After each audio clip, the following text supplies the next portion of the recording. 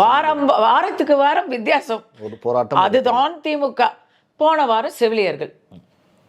Corona டைம்ல எதிர்க்கட்சி தலைவரா இருந்த ஸ்டாலின் எவ்வளவு பேசினார் தெரியுமா? இந்த அப்போ வந்து ஒரு நல்லா தான் ஹேண்டில் பண்ணாங்க. ரொம்ப கஷ்டம், யாருக்குமே என்ன பண்ணணும்னு தெரியாது.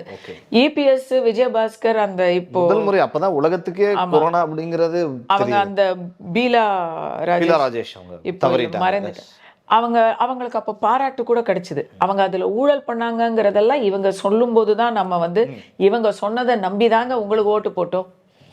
எதிர்கட்சிக்காரங்க அவங்க ஊழல் பண்ணாங்க, கரோனா மாஸ்கில் ஊழல் பண்ணாங்க அப்படின்லாம் சொன்னாங்க. பட் கரோனா சமயத்தில் ரொம்ப அருமையான, ஐ திங்க் அப்போது அதுக்கு செயலர் வந்து ராதாகிருஷ்ணன் ஐஏஎஸ் ரொம்ப ஃபுல்லாக பர்ஃபெக்டாக ஜாப் பண்ணாங்க அவங்க, எனக்கு தெரிஞ்சு. அதுக்கு நம்மளாம் பாராட்டணும். அப்போ இவர் எவ்வளோ சொன்னார், அந்த செவிலியர்களுக்கெல்லாம் மரியாதை செலுத்த தவறிட்டாங்க. அந்த நேரத்தில் அத்தனை பேர் வந்து தற்காலிக ஊழியர்களாக வந்தாங்க, நாங்கள் வந்ததும் எல்லாருக்கும் நிரந்தரம் சொன்னாரா? தூய்மை பணியாளர்களுக்கு என்ன சொன்னாங்களோ அதே தான் இங்கே செவிலியர்களுக்கு. தூய்மை பணியாளர் 2 பேருக்கும் ஒரே இதெல்லாம். தூய்மை பணியாளர்களுக்கு உங்கள் படிப்புக்கு ஏற்ப கவர்மெண்ட் வேலைன்னு சொன்னாருங்க. இன்னைக்கு என்னடானா கான்ட்ராக்ட்ல போய் சம்பளத்தையும் பாதிக்கு வாங்கிக்கிட்டு வெயின்னு சொல்லிட்டு இருக்காங்க.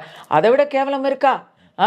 உலகத்திலேயே உங்கள் வேலையை உங்களுக்கு நாளையிலேருந்து உங்களுக்கு வேலை கிடையாது, போய் பாதி சம்பளத்தில் அதே வேலையை செய்யுங்க இன்னொருத்தங்கிட்டன்னு யாராச்சும் சொல்லுவாங்களாங்க? கான்ட்ராக்ட் கொடுக்கறது கூட யாரும் அவ்வளவு எதிர்க்க மாட்டாங்க. நீங்கள் சம்பளத்தை ஏற்று கொடுங்க, அவ்வளோதானே அவங்க கேட்குறாங்க. பென்ஷன் கொடுங்க.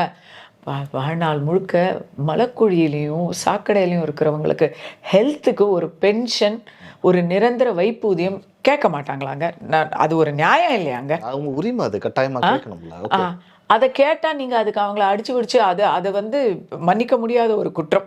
அது சுதந்திர தினத்துக்கு ராத்திரி அன்னைக்கு அதை செஞ்சது மாறாத வடு.